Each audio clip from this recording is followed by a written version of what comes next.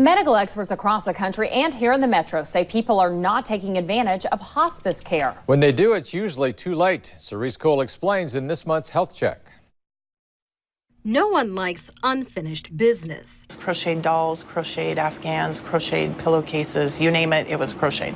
Crocheting is a process that takes time, and Lois Ransford dedicated thousands of hours to her labor of love. She always made an Afghan for every wedding. Grandma Lois started working on her great-grandson's wedding Afghan the day she learned she had stage 4 cancer.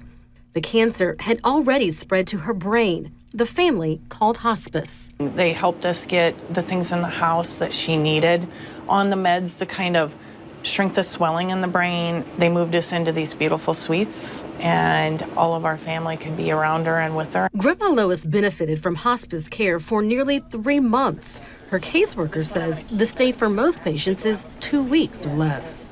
The biggest issue I see is families thinking this is the end. He says hospice isn't meant for the final days. It's intended for the last months of life. Longer stays allow patients to take advantage of pain management, emotional and spiritual support. There is also support for the family. We come in and kind of hopefully create some calmness, and it's more traumatic for the families when everything just happens all at once versus kind of a slower period at end of life. Hospice here at Dunklau Gardens at Fremont Health has a very unique feature. It's called Project Wish. The goal is to grant a wish of every hospice patient while they're here. Everyone knew Grandma Lois's wish. And if you ask anyone in this place, she was going to finish that Afghan. But God had a bigger plan.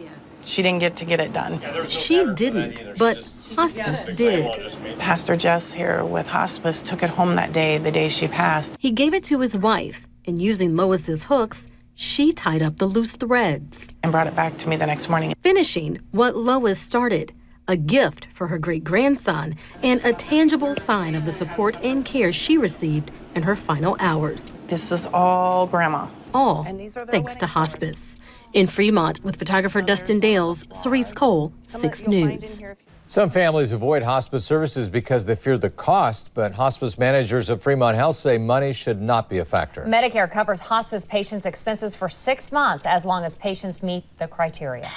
We now know